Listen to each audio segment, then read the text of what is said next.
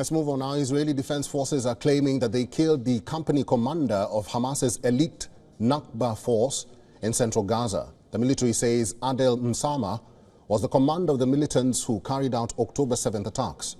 The Israeli military says that Mesmah directed other Hamas militants to attack the border communities of Deir and Nirim. The Israel Defense Forces say that it is deploying 5 brigades from combat in the Gaza Strip. This as the military increasingly gains control on the ground. Earlier, Israeli Prime Minister Benjamin Netanyahu said the war would take many more months to end, and now the military has said that it is prepared for the lengthy fighting.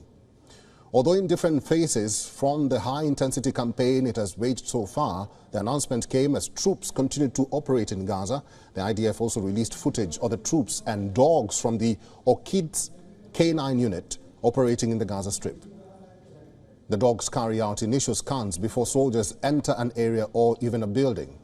Meanwhile, as the clock struck midnight for the new year, rockets were fired from Gaza into central Israel overnight.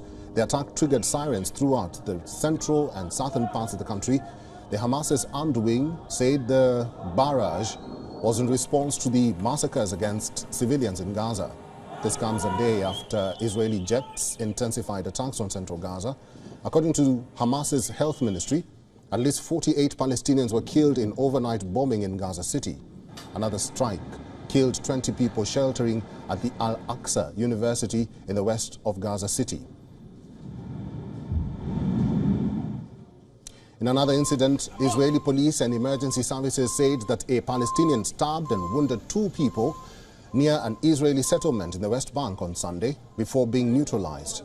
Far-right Israeli Finance Minister Bezalel Smotrich called for the return of Jewish settlers to the Gaza Strip after the war ends and said its Palestinian population should be encouraged to emigrate. Hamas condemned Smotrich's comments as a vile mockery and a war crime. Meanwhile, the Israeli military said that fighter jets struck what it said was Hezbollah infrastructure and military structures in southern Lebanon.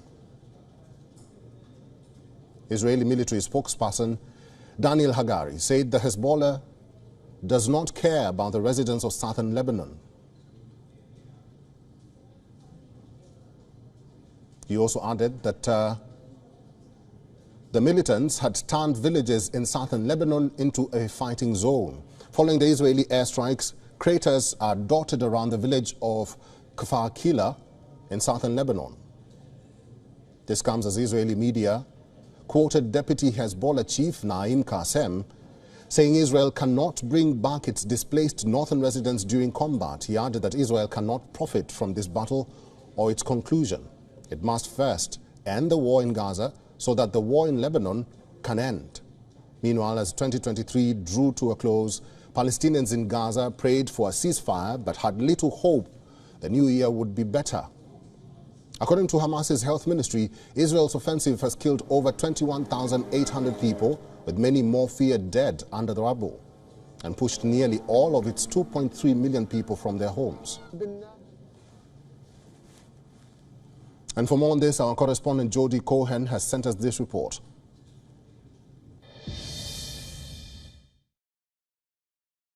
The fighting is expected to continue in 2024, albeit at a lower intensity. But this is not a ceasefire. Hamas and Islamic Jihad both rejected Israel's and Egypt's proposals for a truce, although talks are ongoing still regarding Egypt's proposal. In the meantime, Israel believes that continued military pressure is important to bring Hamas to talks on the release of the roughly 130 hostages still being held captive in Gaza.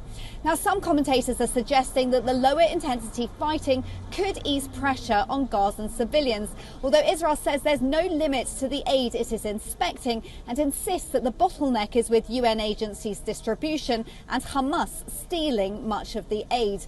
Meanwhile, the US is set to withdraw an aircraft carrier, which could be an indication that it is not expecting an escalation from Hezbollah in Lebanon. However, one carrier will remain near Yemen amid attacks by the Houthis. Now, Israel's Defense Minister Yoav Gallant says Israel is being attacked on 7 fronts, including Iran. And US Defense Secretary Lloyd Austin has called on Iran to reduce tensions in the region. So while there's no crystal ball for 2024, the region is certainly unstable. This is Jodie Cohen for WION World as One. WION is now available in your country. Download the app now and get all the news on the move.